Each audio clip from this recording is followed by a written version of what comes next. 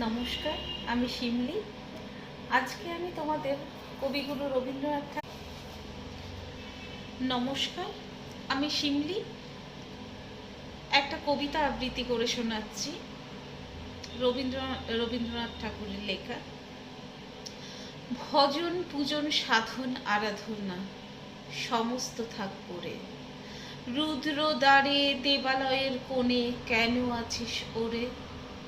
অন্ধকারে লুকিয়ে আপন মনে কাহারে তুই পুজিস সঙ্গোপনে?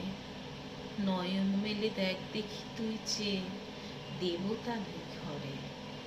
তিনি গেছেন যেথায় মাটি ভেঙে করছে চাষা চাষ, পাথর ভেঙে খাটছে যেথায়, কাটছে যে